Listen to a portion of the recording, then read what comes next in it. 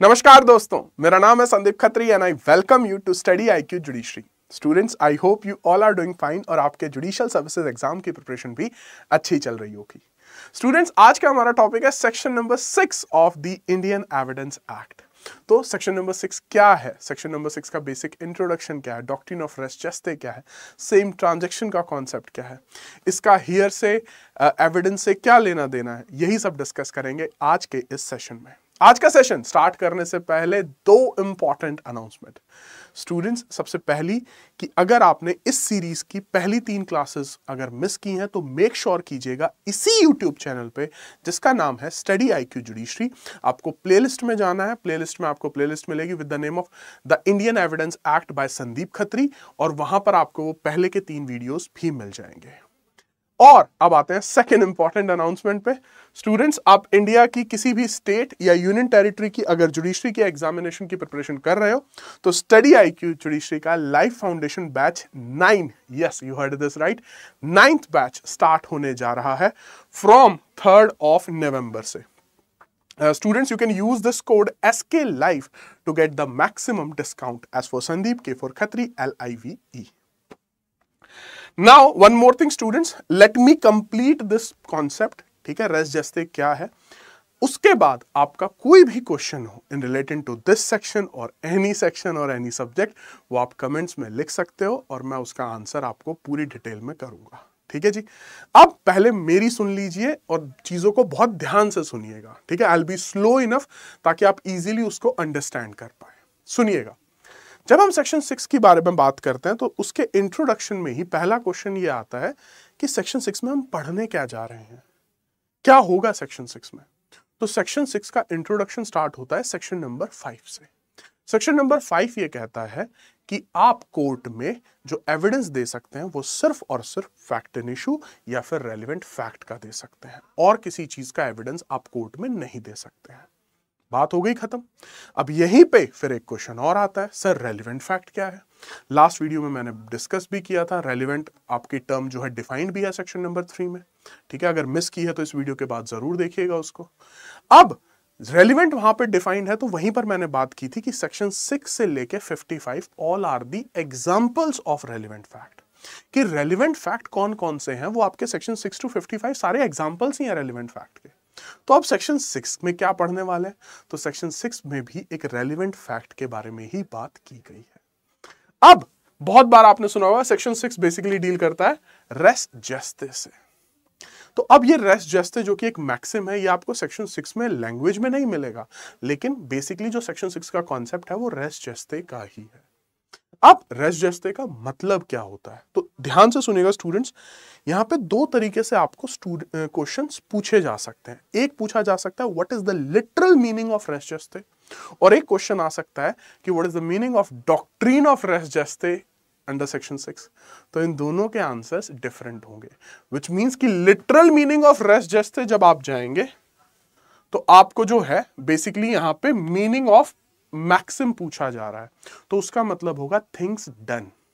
लेकिन at the same time अगर आपसे पूछा जाएगा कि डॉक्ट्रिन ऑफ रेस जस्ते का क्या मतलब है, उसका सेक्शन 6 में क्या कॉन्सेप्ट है, तो वहां पर आंसर आएगा evidence can be given of every fact which forms part of same transaction.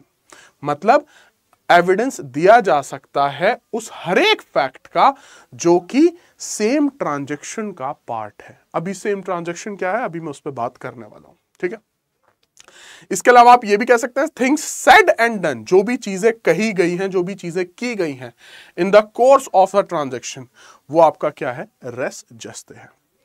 अब मैं इसके कुछ एग्जाम्पल्स आपके सामने रखता हूं ताकि चीजें आपको ना और अच्छे से क्लियर हो जाए। एग्जाम्पल पे फोकस कीजिएगा, ये स्टेटमेंट्स आपको अपने आप सेंस बनाने लगेंगी। Let's hear out an example. Okay,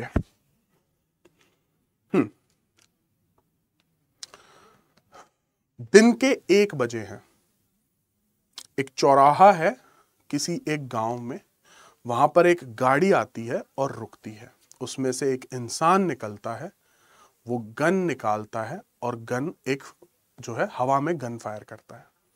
हवा में गन फायर करने के बाद कहता है कि आज से हम इस एरिया के बाहुबली हैं और आप सब जो हैं हमें हफ्ता देंगे, ठीक है। अब इस पर एक दुकान वाला कहता है मैं तो नहीं दूंगा, उसी वक्त उसको गोली मार देता है। अब जो भी चीजें कही गई, ध्यान से सुनिएगा, थिंग्स सेड एंड डन, जैसे ही वो गाड़ी आई थी, जहां पर रुकी थी, उससे कौन कौन उतरा था, किसने क्या क्या स्टेटमेंट्स कही थी, किसने क्या क्या चीजें की थी, किसने गन उसके हाथ में लाके दी या किसने उसको गोली चलाने से रोका, उसने गोली चलाने से पहले क्या क्या चीजों को बोला और फिर किस तरीके से उसने एक इंसान की जान ले ली, इन सभी चीजों का अब ये क्या है, दिस इज सेम ट्रांजैक्शन।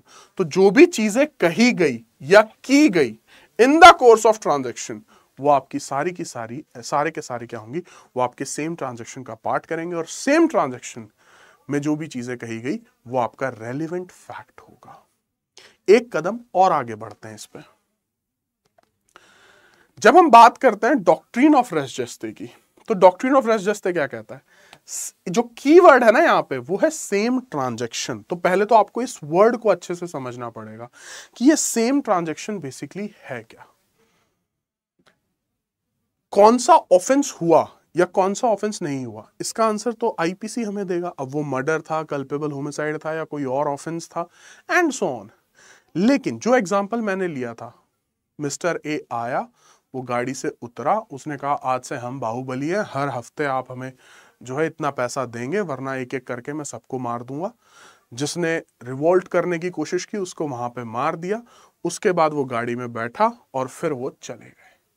अब उसके आने, अब देखिए यहां पर मर्डर हुआ, ठीक है, मर्डर हुआ, लेकिन मर्डर होने से पहले, मर्डर होते हुए और मर्डर होने के बाद ये सारी की सारी चीजें जो हुई वो सारा का सारा कुछ फॉल करेगा आपके कॉन्सेप्ट ऑफ सेम ट्रांजैक्शन में। सेम ट्रांजैक्शन की तरफ एक कदम और आगे बढ़ाते हैं, सुनिएगा।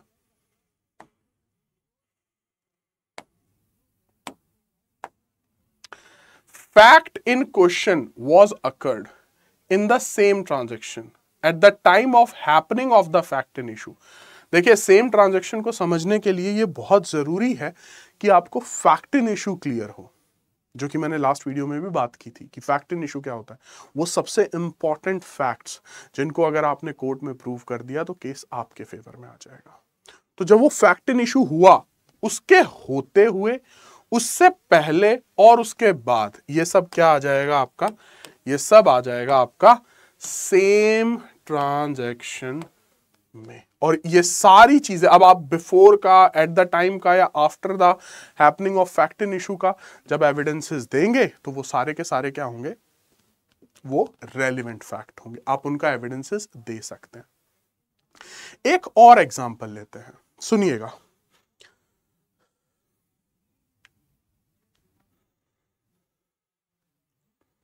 There is a girl, she is coming from the office, ठीक है, शाम के 6 बजे हैं, वो ऑफिस से आ रही है, ठीक है जी, वो अकेले आ रही है और वॉक करते हुए आ रही है। अब वो अपने घर जा रही है, ठीक है, रास्ते में समवन, एक ओमनी वैन आती है, गेट खुलता है, लड़की को अंदर खींच लेते हैं, ठीक है, and then there gang rape take places. उसके बाद लड़की को उसके घर के बाहर फेंक देते हैं। Then she met with her mother, और वो बताती है उन सब के नाम जिसने रेप कमिट किया, जो गैंग रेप के मेंबर्स थे। अब यहां पर जब हम रेप के बारे में बात करेंगे तो at is the time of happening of fact in issue, तो वहां पर वैन में कौन कौन मौजूद था, किस किसने अपना उस पूरे ऑफेंस में क्या क्या रोल प्ले किया, वो सारे के सारे फैक्ट्स क्या हो जाएंगे, रेलिवेंट फैक्ट हो जाएंगे। उससे पहले वो कहां से आ रही थी, किसने उनको इंफॉर्मेशन दी कि वो लड़की वहां से गुजर रही है, एंड सो ऑन, वो सारे भी आपके रेलिवेंट फैक्ट हो जाएंगे। उसका अपनी मदर को इंफॉर्मेशन देना कि जो ऑफेंस हुआ है उसके अगेंस्ट क्या हुआ है और किसने किया है और क्यों किया, उसको पहले भी अगर कुछ वार्निंग, जो भी चीजें उसको बताई गई कि कौन कौन इन्वॉल्व थे, वो किस में आ जाएंगे, आफ्टर में आ जाएंगे। तो क्या ये सारी की सारी सेम ट्रांजैक्शन है या नहीं है, and the answer is yes. इसका मतलब सेक्शन 6 आपको यही तो कहता है। अब आ जाइए वापस से, एविडेंस दिया जा सकता है, can be given every fact, हर उस फैक्ट का जो कि फॉर्म करता है part of the same transaction. अगर आप सेम ट्रांजैक्शन के पार्ट हो और ऐसे फैक्ट हो तो वो आपका फैक्ट रेलिवेंट होगा। ठीक है जी। यहीं पर एक क्वेश्चन और आता है, what is the real test of res gestae, जो कि हमने यहां पर बात कर ही ली है। ठीक है, इसमें देखिएगा, रियल टेस्ट में बात करते हैं कि सर हमें कैसे पता लगेगा कौन कौन सा जो है रेस जस्ते में ये फैक्ट आ रहा है और इसको हम एक्सक्लूड कर देंगे। तो इसमें टेस्ट में आपके 3 पॉइंट्स आते हैं। पहला, कॉन्टिन्यूटी ऑफ इवेंट्स, इवेंट्स की कॉन्टिन्यूटी रहनी चाहिए। अगर बीच में ब्रेक आ गया तो वो सेम ट्रांजैक्शन का पार्ट नहीं होगा। जैसे मैं कुछ एग्जांपल आपको देता हूं। जैसे ही ऑफेंस हुआ उसी मोमेंट पर विक्टिम गया और उसने एफआईआर करा दी, तो एफआईआर भी आपके सेम ट्रांजैक्शन का पार्ट हो सकती है। लेकिन अगर आपने एफआईआर कुछ दिन के बाद करवाई है तो फिर वही एफआईआर सेम ट्रांजैक्शन का पार्ट नहीं होगी। जैसे फॉर एग्जांपल, अगर शाम को 5 बजे किसी पर्सन के साथ ऑफेंस हुआ और 6 बजे उसने एफआईआर लिखाई है, इट मींस कॉन्टिन्यूटी है, द कॉन्टिन्यूटी ऑफ इवेंट्स। लेकिन वही उसने एफआईआर अगर 4 दिन बाद करवाई है तो वो कॉन्टिन्यूटी शो नहीं करेगी। सेकेंड पॉइंट आता है, नो एक्सटर्नल इंटरफेरेंस। कोई एक्सटर्नल इंटरफेरेंस नहीं होनी चाहिए। एक्सटर्नल इंटरफेरेंस मतलब, देखिए, सेम ट्रांजैक्शन जो चलेगी ना वो अपने आप चलेगी इवेंट्स की। किसी तरह की कोई जिसको हम कहते हैं कि ऐसा कुछ नहीं होगा जो हम जानबूझ के अब यहां पर कर रहे हैं ताकि बाद में इसको एज अ रेलिवेंट फैक्ट कह सके। जैसे मैं एक एग्जांपल देता हूं आपको। मान लीजिए 2 फैमिलीज के बीच में कोई लड़ाई हो गई। अब एक फैमिली पहुंच गई पुलिस स्टेशन, वो नाम लिखवा रहे थे, उन्होंने 2-3 मेंबर्स के और ज्यादा नाम लिखवा दिए क्योंकि पीछे से किसी ने कहा अरे हाँ उनका भी लिखवा दो, उनका भी। तो अगर आप कोई एक्सटर्नल इंटरफेरेंस करते हो, विच मीन्स कि जो कि अपने आप चीजें नहीं हो रही हैं, आप उनको करवा रहे हो, तो फिर और इसलिए करवा रहे हो ताकि बाद में ये सेम ट्रांजैक्शन का पार्ट हो जाए, तो उन केसेस में वो सेम ट्रांजैक्शन का पार्ट नहीं बनेगी। ठीक है जी। Last, happens automatically with spontaneity, मतलब चीजें स्पॉन्टेनियस हो रही हैं। ठीक है, अपने आप हो रही हैं, आप कर नहीं रहे हो। देखिए, यूजुअली जैसे ही आपको सोचने का टाइम मिल जाएगा ना, तो आपके थॉट्स चेंज हो सकते हैं, आपकी स्टोरी चेंज हो सकती है। जैसे मैं आपको एक एग्जांपल देता हूं। शाम को 5 बजे किसी ने एक पर्सन की जेब काट ली, उसका पर्स चुपके से चुरा लिया। ठीक है, 5 बजे ये हुआ। अब अगर आप उससे ये बात 5:15 पे पूछो कि भाई क्या हुआ, कैसे हुआ, या मान लो, चलो थेफ्ट का तो ज्यादा अच्छा रेलिवेंट एग्जांपल नहीं बन रहा है, रॉबरी का ले लो। एक के सर पे गन रख के उससे उसका पर्स, वॉच और जो भी उसके पास वैल्यूएबल आइटम्स थे वो सारा कुछ ले गए उससे। ठीक है, अब 5 बजे उसके साथ ये हुआ। अगर कोई भी पर्सन उससे 5:15 पे पूछेगा क्या हुआ, कैसे हुआ, क्या हो गया भाई, वो जो आंसर देगा और वही क्वेश्चन उससे जब पूछा जाएगा 3 दिन बाद, जब वो आंसर देगा, आप उसमें देखोगे बहुत सारे डिफरेंसेस आपको मिलेंगे। क्यों? पर्सन तो सेम है, ऑफेंस तो सेम पर्सन के अगेंस्ट हुआ था, तो सर डिफरेंस क्यों मिलेगा? डिफरेंस क्या है यहां पे? क्योंकि अब यहां पर एक्सटर्नल इंटरफेरेंस आ जाएगी। अब वो भी उस इवेंट को बार बार सोच रहा है, उसमें बहुत सारी चीजें ऐसी भी ऐड ऑन हो सकती हैं जो शायद ना हुई हो। हमारी वो एक आदत होती है ना, मिर्च मसाला लगा के बात को बताने की। एक किस्सा हुआ है तो उसको बताने का एक तरीका होता है, एंड सो ऑन, वो यहाँ पे इन्वॉल्व हो जाएगा। लेकिन सेम ट्रांजैक्शन का टेस्ट क्या है? टेस्ट है कॉन्टिन्यूटी होनी चाहिए, कोई एक्सटर्नल इंटरफेरेंस ना हो और ये ऑटोमेटिकली हो, स्पॉन्टेनिटी, कुछ सोचा समझा ना हो कि अच्छा ऐसा भी कर लेते ना ताकि बाद में ये रेलिवेंट फैक्ट बन जाए। इस तरीके से चीजें ना हो। मैं अभी कुछ केस लॉ भी डिस्कस करूंगा तो आपको और अच्छे से क्लैरिटी आएगी, सिर्फ ध्यान से सुनिएगा। अब हमने यहां पे बात क्या कर ली, हमें यह समझ में आ गया कि एग्जैक्ट मीनिंग क्या है रेस जस्ते का, थिंग्स डन। अगर आपसे सिर्फ रेस जस्ते का मतलब पूछ रहे हैं तो आंसर थिंग्स डन आएगा पीटी में, और अगर डॉक्ट्रिन का पूछ रहे हैं तो फिर आपका आंसर ये सब आ जाएगा, जिसमें हमने रियल टेस्ट भी किया है। अब इसमें एक चीज और करते हैं, इसको थोड़ा सा ना और प्रैक्टिकल बनाते हैं ये एक इंग्लिश केस लॉ है, रतन वर्सेस द क्वीन 1971। काफी इंटरेस्टिंग केस लॉ है, बहुत सारी ये चीजें ना ये केस लॉ क्लियर कर देता है अबाउट सेक्शन 6। इस केस में जो हस्बैंड है उसके ऊपर एक्यूजेशन लगाई कि उसने वाइफ का मर्डर किया है। हस्बैंड ने अपने डिफेंस में इसी केस में कहा कि नहीं, जो मेरी गन है वो एक्सीडेंटली चल गई थी। ठीक है, अब घर में सिर्फ हस्बैंड वाइफ ही थे। अब देखो एज अ जज स्टोरी तो दोनों हो सकती हैं। ऐसा भी हो सकता है कि हस्बैंड ने जानबूझ के मारा हो, और ऐसा भी प्रोबेबिलिटी है कि भाई हस्बैंड से गलती से गन चल गई हो, जैसे आप भी आई थिंक न्यूज में पढ़ते ही होंगे। ठीक है, ऐसे केसेस आते ही रहते हैं। ठीक है, कि अगर कोई सर्विस में है, उससे गन वो क्लीन कर रहा था, वो गन चल गई एंड सो ऑन। ठीक है, ऐसी चीजें हो जाती हैं, गलती से भी हो जाती हैं। अब क्वेश्चन ये आता है कि सर हमें कैसे पता लगेगा, घर में तो हस्बैंड वाइफ ही थे, वाइफ की डेथ हो चुकी है, और हस्बैंड तो अगर उसने मारा भी है तो वो क्यों कहेगा जानबूझ के। इसी केस लॉ में एक फैक्ट सामने आया, और वो फैक्ट ये आया कि जब वाइफ की डेथ हुई उससे पहले वाइफ ने कॉल किया था हेल्पलाइन पे पुलिस को, और वाइफ ने एक स्टेटमेंट पास ऑन की थी। वो स्टेटमेंट भी मैं एग्जैक्ट उसी में से केस लॉ में से देखकर आपके सामने प्रेजेंट कर रहा हूं, और वो स्टेटमेंट थी, get me the police please, get me the police please.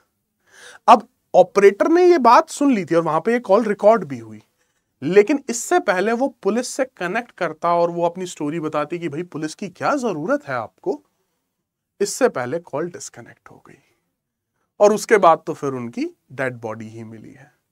तो अब क्वेश्चन ये आता है कि ठीक है गलती से गोली चली, लेकिन उस डेथ होने से पहले ही कुछ टाइम पहले कॉल करना वाइफ को, ये क्या दर्शा रहा है?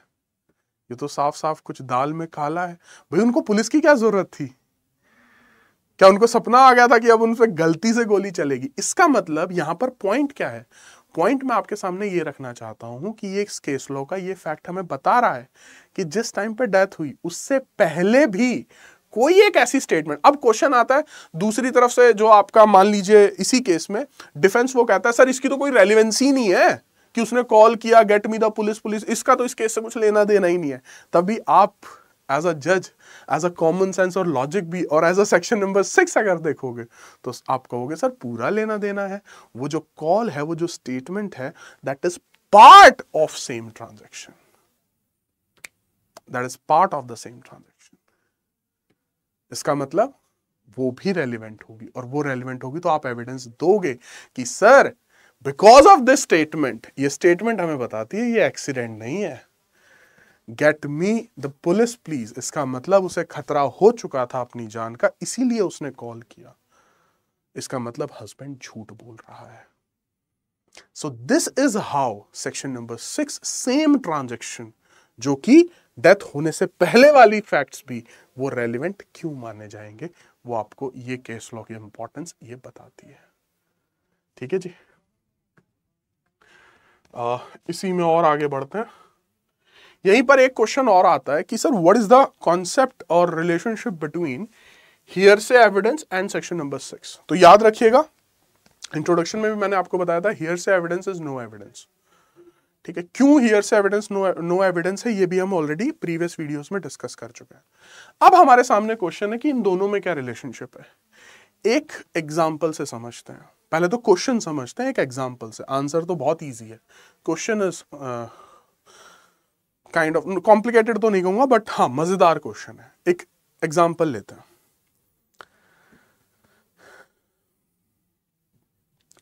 मिस्टर ए बस स्टैंड पे है और बस के लिए वेट कर रहा है। ठीक है, तभी वहां पर बाइक पे मिस्टर बी आता है और बी ए को गोली मार देता है। अब वो गोली लगी हुई है और बस उसकी जान निकलने वाली है मिस्टर ए की। अब मिस्टर ए ने देख लिया कि भाई मिस्टर बी आया था और मुझे गोली मार के बाइक से चले गया। अब वहां पर तभी मिस्टर सी पहुंचता है और सी एकदम देखता है अरे भाई क्या हो गया क्या हो गया, और वो फिर वो एक थोड़ा बॉलीवुड मूवीज वाला सीन होता है ना, मरने से पहले कुछ स्टेटमेंट्स, और जैसे उसका नाम बोलने वाला हो तभी डेथ हो जाती है। बट यहाँ पर ऐसा नहीं हुआ। हमारे एग्जाम्पल में क्या हुआ, उसने मरने से पहले ये बोल दिया, भाई मुझे तो मिस्टर बी ने गोली मारी है, और बस ये कहकर उसकी डेथ हो गई वहीं पर। अब सी ने अपनी नजरों से तो देखा नहीं, सी ने अपनी नजरों से तो देखा नहीं।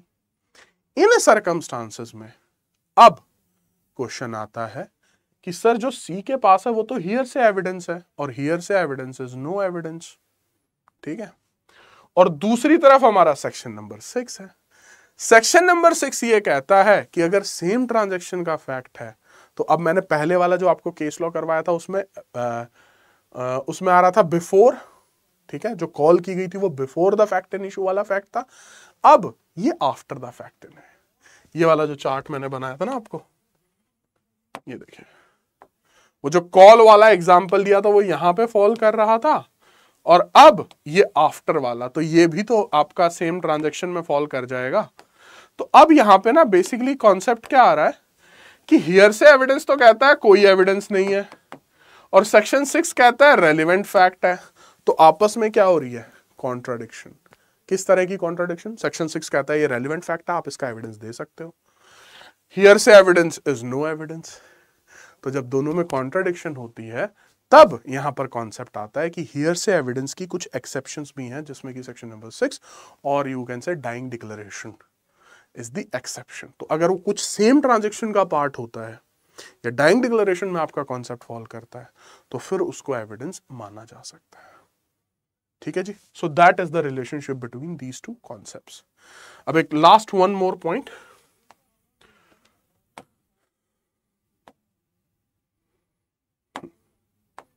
कोशिश कीजिएगा आप जितने भी अभी सेक्शंस पढ़ेंगे उनको इसी तरीके से पढ़िएगा, क्योंकि पीटी में ये क्वेश्चंस यूजुअली आते हैं कि जब हम सेक्शन 6 के बारे में बात करते हैं तो इसका एप्लीकेशन किस पे होगा, सिविल केसेस पे, क्रिमिनल केसेस पे, या दोनों पे, ठीक है। जैसे हमने बात की थी इंट्रोडक्शन में भी कि इंडियन एविडेंस एक्ट तो दोनों पे वर्क करता है। हाँ, मेजॉरिटी प्रोविजंस ऐसे हैं जो दोनों पे, कुछ स्पेसिफिक प्रोविजन है जो क्रिमिनल, कुछ स्पेसिफिक सिविल। तो what is the status of section number 6? इसका एप्लीकेशन किस पे? आंसर इज बोथ, ठीक है जी। तो ये दोनों पर आपका एप्लीकेबल होता है। So that was the concept of your section number 6। अब आपके जो भी क्वेश्चंस हैं, ठीक है, पहले तो इस वीडियो को अगर अभी भी कुछ रह गया तो एक बार और देखिएगा, और फिर आपके जो भी क्वेश्चंस हैं आराम से कमेंट्स में लिखिए and I will answer accordingly, ठीक है जी। Gentle reminder students about study IQ judiciary live foundation batch 9 जो कि स्टार्ट होने जा रहा है फ्रॉम 3rd नवंबर से। You can use this code SK Live to get the maximum discount. You can also connect with me on my personal Telegram channel and on my LinkedIn account, and here are the respective links. आप अपने questions यहाँ पर भी forward कर सकते हैं, ठीक है जी। So that's it from my end as of now. See you in my next video. Till then, yes, it's time to say peace.